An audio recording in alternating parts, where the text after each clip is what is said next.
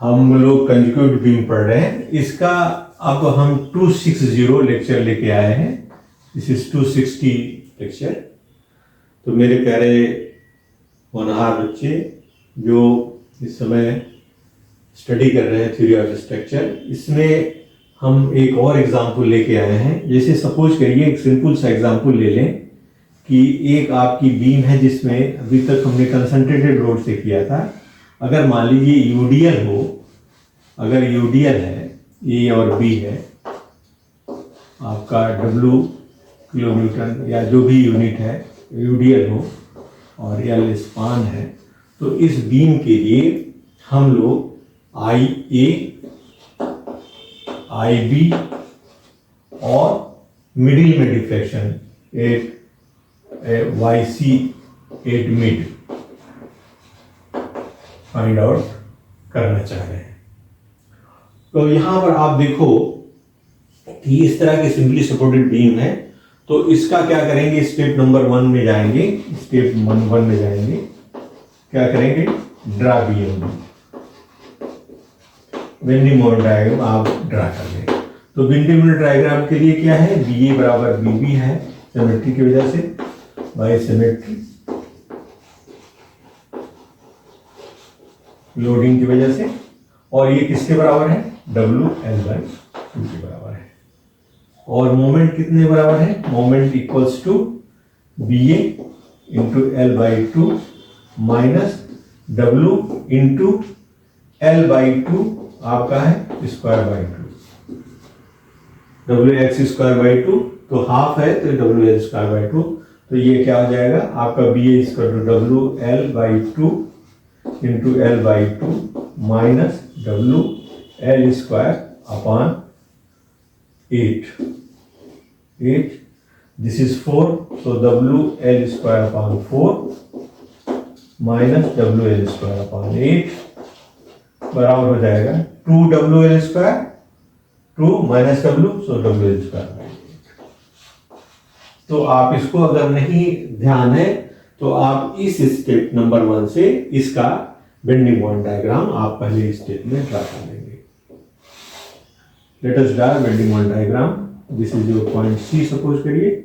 So this will be a parabolic curve like this, this will be parabolic curve like this. This is your W L square by 8, right? Step number 2 में जाएंगे। Step number 1 हो गया, step number 2 में जाएंगे। तो क्या करेंगे, step number 2 में अब हम इसको, इस डायग्राम को m by E I diagram में तब्दील कर देंगे। m by step 2 convert into m by E I diagram. तो m by E I diagram आप यहां कर लीजिए।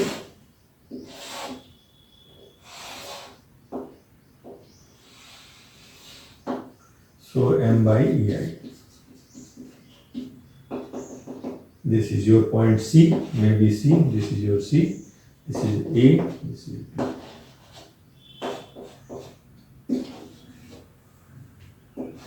Figure 1,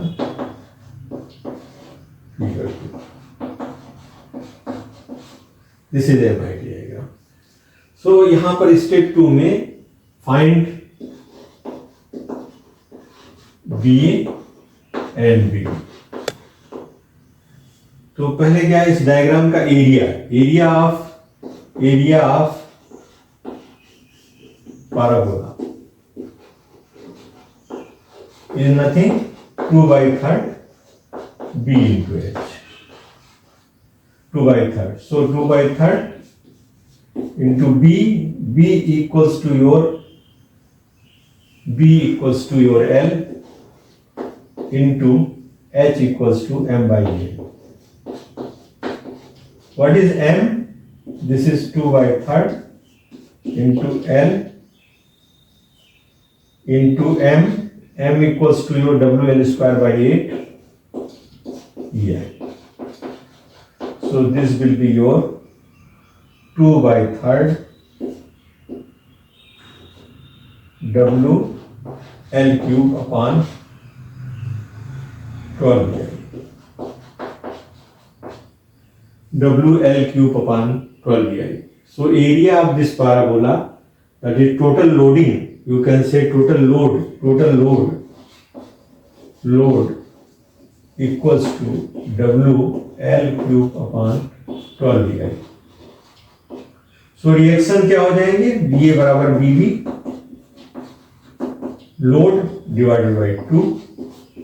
So this is your WL³ upon 24EI. This is your 24EI. So IA बराबर क्या होगा, shear force 8A equals to BA equals to WL³ upon 24EI, and IB equals to shear force 8B. This is negative, but this is BB equals to WL³ upon 24EI. This is negative, this is positive. Reactions are upward, but the slopes are like this, plus and minus. Anti-clockwise is taken plus, clockwise is taken minus, and loading downward is taken positive and upward is taken negative. So this is your shear force 8A and B, WL³ upon 24EI. Let us find out the slope, and that is deflection 8C. Slope is WL³ upon 24EI.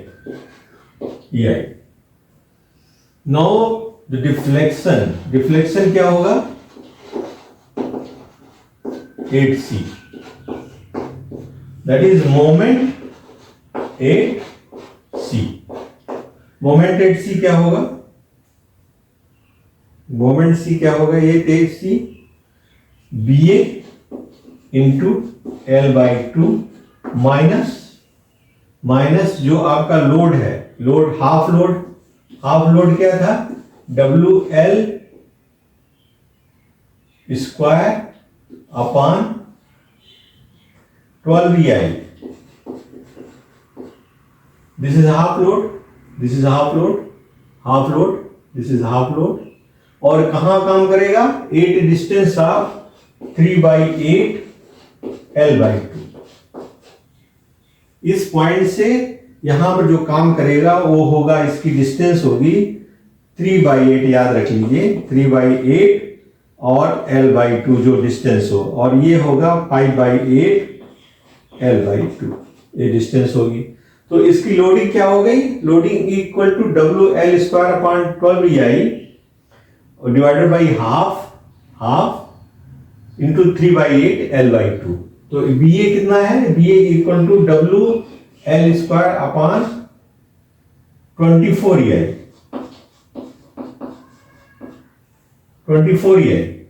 Into L/2 minus WL³ upon,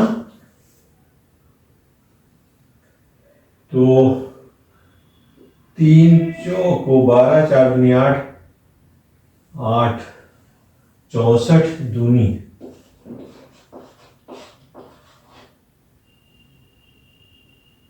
128. This is 128 WL³ upon 4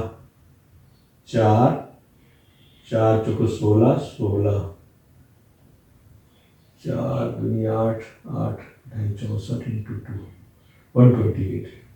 So 128, 24 का MI लेने, this is your implies WL³ upon 48EI minus WL³ upon 128EI.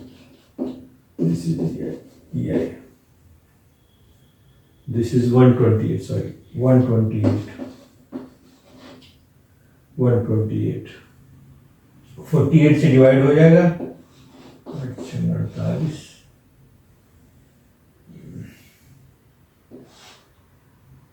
8, This is 128 and 48. 48 and 128.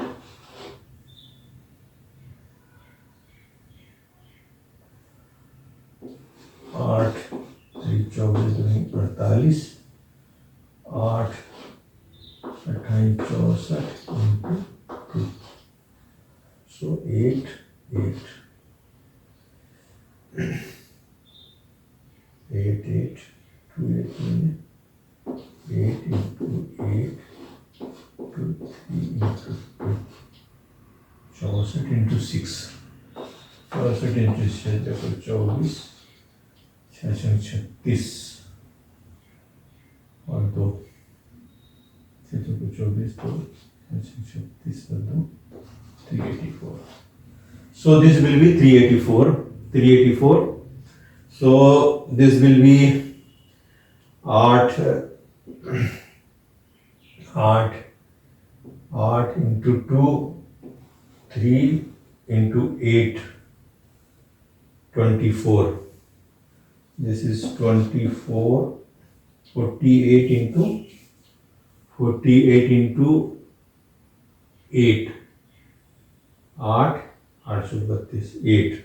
So 8 WLQ minus 128 into 3